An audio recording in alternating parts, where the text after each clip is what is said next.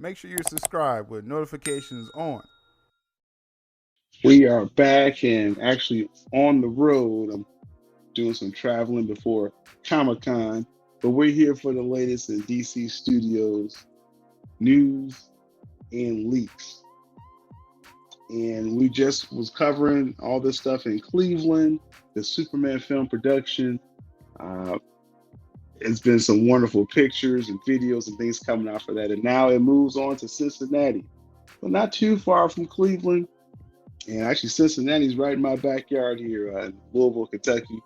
I wish I could have went over there to check it out the other day, but it's all good. We're here to cover the latest with that and some uh, interesting selection on why they chose Cincinnati, and we're going to discuss that.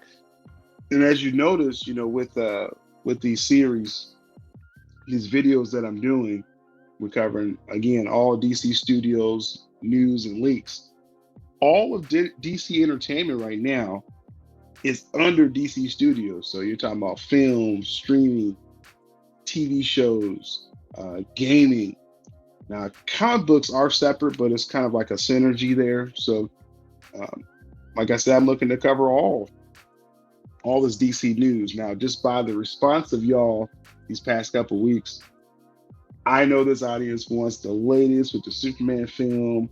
Any news we get, any rumors that's out there, I'm gonna bring it to y'all. We're gonna talk about it and have a good time with that and speculate. Just like I said, just have fun with it overall. And then I started putting out like a little feelers, uh, like Superman and Lois. We got a little story today that we're gonna talk about that TV show. And then also, I've been putting out feelers about DC Comics, DC comic readers, as far as current DC Comics. Working on different series for this channel, just different segments. And it's going to involve like gaming will be one aspect, and comics as well. We just talked about Superman and Lois. This series is returning this fall for the fourth and final season. They're wrapping up the Superman and Lois show with it's a condensed fourth season. I think it's only like 13 episodes, or probably less than that. We'll see. But um, what's really cool about this show, we all kept seeing it. If you've been in the comics again recent years, it was about Daddy Superman. His little Jonathan. Jonathan grows up, and we never really saw that fleshed out enough of Superman being a dad. And just seeing that show showing this mature Superman with two sons, and they go back to Smallville, I thought it was just like perfect. It was perfect how they did that show. It was a different aspect of Superman. And then they started working in like a lot of the lore as well. It's a pretty good show. Pretty good show. I thought season three was like it ended up being pretty amazing there. I'm a big fan of the Steel character on the show. A lot of people are fans of that character, and you finally got to a Doomsday fight. They gave you a Doomsday fight after they gave you a Bizarro, one of the best Bizarro depictions I thought ever in live action. But then you got, again, Doomsday, and now it ends like right in the middle of that fight, right? Which I thought it was a terrible and good cliffhanger because like you got me with the cliffhanger, but how dare you stop a season in the middle of the fight? They're starting to market this fourth season with the tagline of a world without Superman, and I'm like, oh no, like if you're a DC comic reader, if you hear that term, a world without Superman, you automatically go back to the death of Superman. Um, and then that was like a huge time in comic history. Like that's when I started reading DC comics was the '90s and seeing the death of Superman, world without Superman, and the reign of Superman. And then of course you get the return of Superman.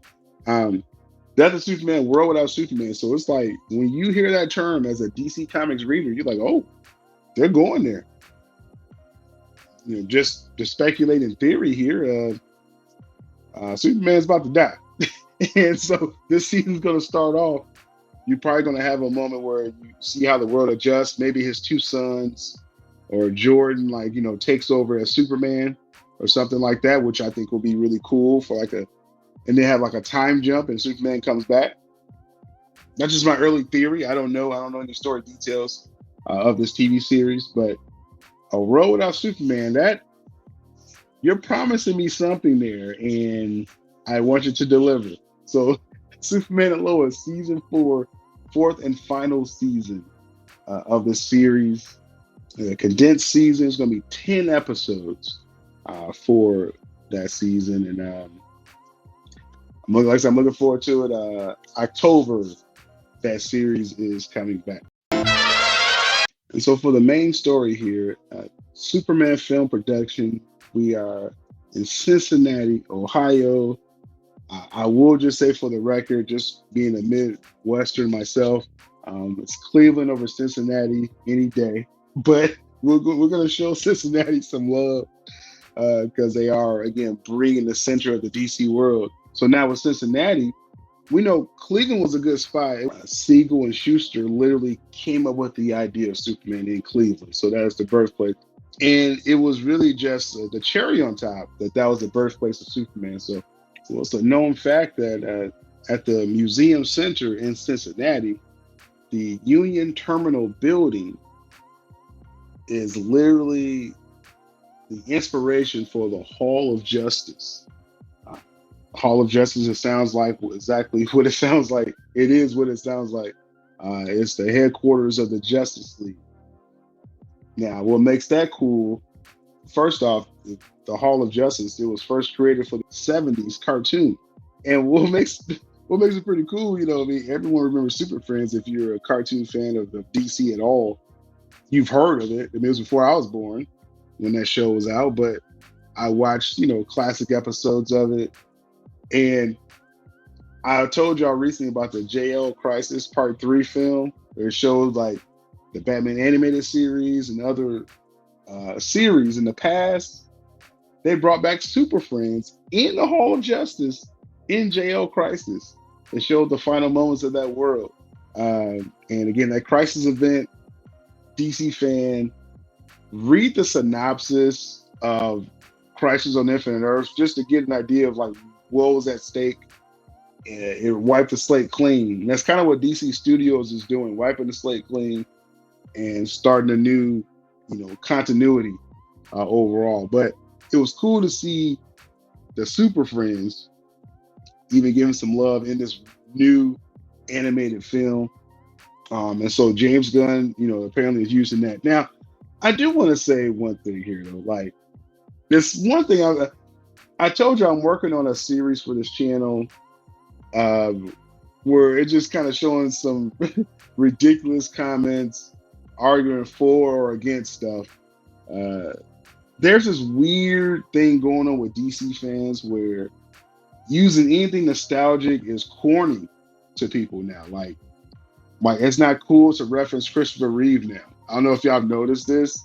Now, there was this huge debate over the John Williams, should we use the John Williams original Superman score, for every Superman ever? Well, no, I think you should have new music.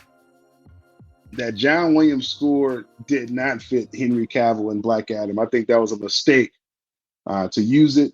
That's what they used. That's what we got. But people took that to say any classic DC, if you reference anything classic DC, that automatically it makes it corny. James Gunn's using the Kingdom Come Shield for David Cornsweat's Superman, right? I think the shield looks great. I don't see any problem with that.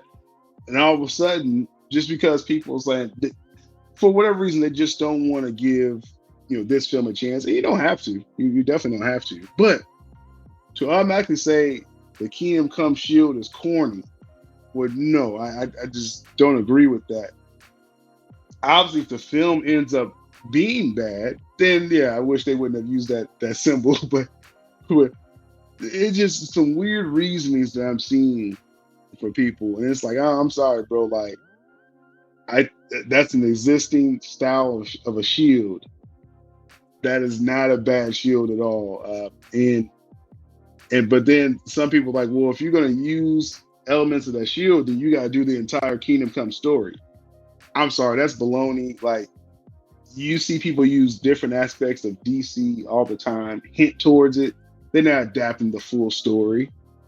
So it's like, let's not get foolish, with the rules you're putting in your head why you don't want to like something. It doesn't work for all DC fans, and I like the callbacks to, again, just past stuff. I mean, hey, I'm sorry if your whole education of DC is Christian Bale Batman films. I'm sorry, you don't speak for all DC fans, okay? I'm saying all that to say, I already know this is gonna be the next thing people are going to really say, oh, this is why I hate this film, because he's using Hall of Justice that was created for Superfriends in the 70s. That makes it corny. This film's gonna be bad. It's a flop. It's like, bro, I'm sorry. Y'all reasoning is all over the place. What does this tell us? Using Hall of Justice. They've done some work on the building. They did all the shoots inside, so it was no outside action this time. But so filming inside. What does this tell us? We saw Hawkgirl, Guy Gardner, Mr. Terrific. They had similar uniforms, and they had the Lord Tech symbols on all of them, and we kind of made out it had a JL on these. So this is the Justice League. I mean, the Hall of Justice is telling you right now, this is the Justice League. Now, what stage of the film or what's going on? Is this after Superman joins them? Or what, again, what goes on? We will find out. I just got my theories. Again, first off, you have the Hall of Justice, you have the Justice League. Now, could this be like a specific unit of the Justice League? Like, you got Mr. Terrific's unit, you got the Terrifics, and they all kind of dress like Mr. Terrific. And then could it be like another unit, somewhere as well? Just something to think about. But I think that'd be a cool idea, kind of have different types of teams of Justice League. We'll see. But if you have the Hall of Justice, I think this is showing how massive James Gunn wants to make this DC world. I mean, we're in an already, breathing DC world. With the start with Creature Commandos, you're going to be in a living DC world. There's a chance it's going to be some cool cameos, even in Creature Commandos, right? And then with Superman, it's going to, again, just open up the world even more. This is my point. I think there's other Justice League members in this film. Not like active, but just that you're going to see glimpses of uniforms or something. I think obviously there's got to be some kind of Batman thing coming. If you're doing Hall of Justice, you're seeing Justice League. And this is more than just Mr. Terrific, Hawkgirl, and Guy Gardner. So I think there's more. Now, does it mean like more cameos? I don't think we'll get like just a bunch of cameos, but I think we're going to see like there's like other members, names of other members in there or something. I mean, what do y'all think in the comments below? I mean, I think there's got to be more than just 3 members. When we talked about how Metamorpho is probably running around as a villain, possibly in this film as well. So there's a lot more to this film than we thought, and I'm really looking forward to just how this story comes about. For real. Again, let me know in the comments below. Hype level, hype meter. This seems like this is the Justice League, folks, and I think that's exciting. And we'll talk about that some more. Let me know about that. Let me know about Superman and Lois, what you're feeling with that as well. As I said, much appreciated to the continued support. We're still working on getting those likes up. Definitely appreciate the views and, again, the comments that y'all giving as well, too. That was the latest in the DC Studios news and leaks. Keep it locked here. We got plenty more to come. I tell you. Stay tuned.